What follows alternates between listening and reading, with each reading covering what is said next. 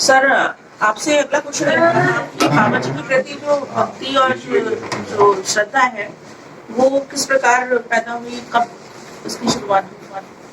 ऐसा है कि हमारा जन्म हल्द्वानी का है और हमें बचपन से ही कुछ सिद्ध संतों की संगति या दर्शन का, जब मैं 5 साल का ही था, सन 58 में एक बहुत अच्छे संत महादेव गिरी बाबा वो हल्द्वानी आए। हमारे घर के पास ही उन्होंने मंदिर और आश्रम बनवाया और नीम करौली महाराज भी उनको अपने गुरु समान पूछते। उसका मैं प्रसंग अभी बताऊंगा।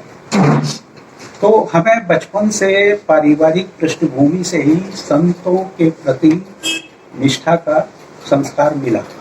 हमारे बाबा सोमवारी बाबा के भक्त रहे और पिताजी का भी साधु संतों में रहा, बाबा का ज्यादा रहा। और 5 वर्ष की उम्र से करीब 12-13 साल तक हम परिवारी लोग सभी, हम इसलिए बोल रहा हूँ कि सभी जो है महादेव गिरी बाबा के संपर्क में रहे। फिर बाद में समय समय पर जहाँ कहीं सरकारी सेवा के नाते में गया तो आसपास में जैसे पता लगता था कोई आश्रम है, कोई अच्छा मंदिर है, कोई साधु संत हैं, तो हमारी कोशिश रहती थी कि हम उनके दर्शन करें, उनसे कुछ सत्संग करें, कोई प्रश्न हो तो उनसे प्रश्न करें और फिर उनसे संबंधित कुछ भी पाठ्य पुस्तकें हैं, कुछ हैं। तो इस तरह मैंने बहुत सी पुस्तकें बहुत से संतों के बारे में पढ़ी। और नीम करौली महाराज जी से, यद्यपि हम हल्द्वानी काफ़ी पास में थे, लेकिन संयोग ऐसा रहा 79-80 तक हमें उनके बारे में नहीं पता। हाँ, जबकि मैंने हल्द्वानी से ग्रेजुएशन किया सन 72 में और महाराज जी ने सन 73 में शरीर छोड़ा। उसके बाद उधर से हमारा कैंची के आसपास से जाना आना हुआ। फिर मैंने पुस्तकें, जब कैंची के पास से भी गए तो एक सामान्य मंदिर की तरह दर्शन किया। बाद में जब पुस्तक पढ़ी और सबसे पहली पुस्तक मैंने miracles of love Ramdas ji की, जो कैलिफोर्निया यूनिवर्सिटी में प्रोफेसर रहे, रिचर्ड एल्बर्ट नाम रहा, बाबा के बहुत बड़े भक्त हुए और विदेशों में सबसे ज़्यादा जो बाबा का प्रचार है उसका श्रेय रामदास जी को जाता है। इसीलिए मैंने एक पत्रिका के लेख में उनको अपना तरफ से जो टाइटल दिया, उनको एक, तो वो मैंने अमेरिका में बाबा के राजदूत स्वामी रामदास, बाबा रामदास, क्योंकि वो बिल्कुल संत स्वरूप हो गए। जब तक वो बाबा से नहीं मिले थे तब तक एक प्रोफेसर के रूप में थे और एक विदेशी संस्कार जैसे होते हैं, जो भी खान पान और व्यवहार के, वो सब उनके थे। बाद में उन्होंने इतना आमूलचूल परिवर्तन हो गया कि वो बिल्कुल संत स्वरूप हो गए।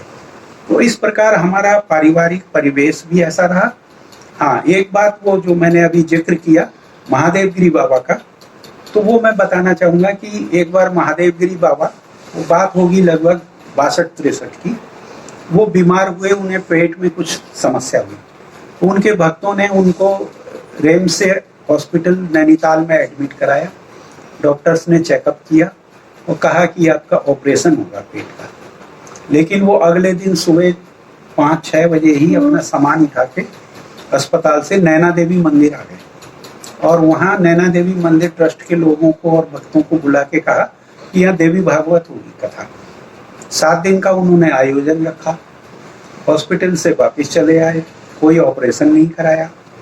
संभव है उनको पथरी आदि कोई इस तरह की समस्या रही हो, उसका ठीक पता नहीं है। और 7वें दिन की कथा के बाद जब भंडारा होना था तो नीम करौली महाराज आए 11:30-12 बजे और उन्होंने, महाराज जी आसन पर विराजमान थे, उनकी 3 परिक्रमा करी, माथा टेका और चले गए। उसके बाद जब भंडारा शुरू हुआ तो महादेव गिरी बाबा ने कहा कि 3 थाली प्रसाद की, पहले मंदिरों में भोग लगाने के बाद 3 थाली प्रसाद निकाल के हनुमानगढ़ी मंदिर में नीम करौली महाराज के यहाँ पहुंचाई जाए। तो ये जो प्रसंग है ये बिल्कुल जो मेरे एक बहुत अच्छे वरिष्ठ अग्रज कहें, अल्मोड़ा निवासी जो महादेव गिरी बाबा से कई साल तक घनिष्ठ रूप से जुड़े रहे, उनके सामने की ये घटना है और उन्हीं के द्वारा मुझे प्राप्त ये जानकारी मिली है। तो इसमें मुख्य बात ये भी है कि नीम करौली महाराज जहाँ कहीं भी जाते थे वहाँ के सभी प्रमुख संतों से वहाँ जाके उनसे मिलते थे। हल्द्वानी में सीताराम बाबा के पास जाते थे, सेवादास बाबा के पास जाते थे, लटुरिया आश्रम में आए हैं, और इसी तरह मैंने पुस्तकों में भी पढ़ा है, भक्तों से भी सुना है कि बद्रीनाथ, केदारनाथ आदि जिन स्थानों पर भी जाते थे वहाँ के संत महात्माओं से मिलते थे, और कुंभ में भी वो अलग अलग छावनी और अखाड़ों बीच में जा करके साधु संतों के दर्शन करते थे। तो इस तरह ये एक हमारी पारिवारिक पृष्ठभूमि रही, कुछ पूर्व जन्म के संस्कार कहें, कुछ परिवेश हमें मिलता गया। तो नीम करौली महाराज जी से भी उनका जब पढ़ने में आया तो उनके प्रति भी और कुछ अनुभव भी हुए, वो मैं फिर आगे, क्योंकि ये बातचीत लंबी हो जाएगी।